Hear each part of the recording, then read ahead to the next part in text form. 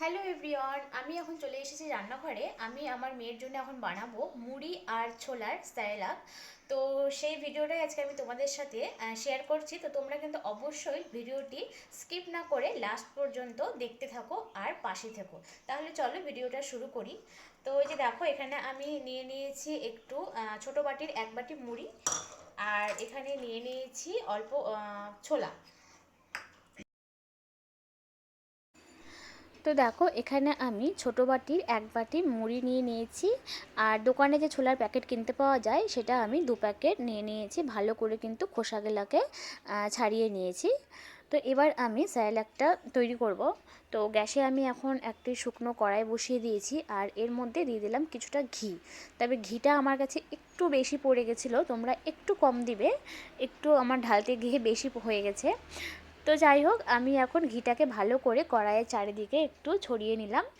আর এখন আমি এর মধ্যে এক এক করে ছোলা আর মুড়িটা দিয়ে দিচ্ছি। প্রথমে আমি ছোলাটা দিয়ে দিলাম, আর এখন আমি দিয়ে দিচ্ছি মুড়ি। দিয়ে কিন্তু ভালো করে আমি এখন এই ঘি দিয়ে, মানে ঘিটা দিয়ে মুড়ি আর ছোলাটাকে ভালো করে কিন্তু আমি এখন ভেজে নেব। তো দেখো, আমি কিন্তু ভালো করে ভেজে নিচ্ছি। আর যখন দেখব মুড়িটা আর ছোলার গায়ে লালচে লালচে একটা দাগ চলে এসেছে, তোমরা যখন ভাজা হবে বুঝতেই পারবে। তো যখন দাগটা চলে আসবে দেখব, তখন কিন্তু আমরা বুঝবো যে এই মুড়ি আর ছোলাটা কিন্তু ভাজা হয়ে গেছে। দেখো, দাগ পড়ে গেছে। তো কড়াই থেকে নামিয়ে কিন্তু আমি এখন একটা প্লেটে নিয়ে নিয়েছি, আর আমি এটাকে কিন্তু খুব ভালো করে আগে ঠান্ডা করে নিয়েছি। তো এখন এটাকে গুঁড়ো তৈরি করার পালা। তো নিয়ে নিয়েছি একটা মিক্সিতে আমি এখন এই ছোলা আর মুড়িটাকে কিন্তু অল্প অল্প করে আমি এখন হাত দিয়ে তুলে নিচ্ছি। তোমরা কিন্তু অবশ্যই আগে এটাকে ঠান্ডা করে নেবে, তারপরে কিন্তু গুঁড়ো করবে। আর অবশ্যই মিক্সিটা যাতে একদম শুকনো হয়, যাতে কোনো রকম কোনো জল না থাকে, ভিজে ভিজে ভাব না থাকে, তাহলে কিন্তু মিশ্রণটা ভালো তৈরি হবে না। তো দেখো, আমি এখানে কিছুটা পরিমাণে আগে দিয়ে দিলাম। তো চলো, এটাকে আমি এখন আগে করে নিই, তারপর বাকি যেটুকু থাকবে সেটা করে নেব।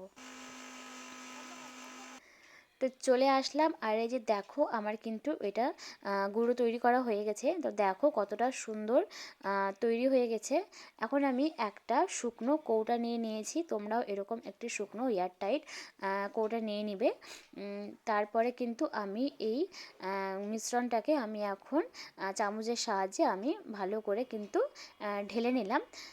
তো তোমাদেরকে আমি দেখাই যে এটা কতটা সুন্দর, কতটা সফট হয়েছে। তো এই যে দেখো, কোনো কিন্তু দানা ভাব নেই, কোনো কিন্তু ভিজে ভিজে ভাব, দলা দলা হয়ে নেই, একদম ঝরঝরে হয়েছে। তো তার জন্য বলছি মিক্সিটা যাতে একদম শুকনো হয়। তো দেখো, আমার কিন্তু এটা রেডি হয়ে গেছে। তোমরাও এইভাবে কিন্তু বাড়িতে বানিয়ে রাখতে পারো।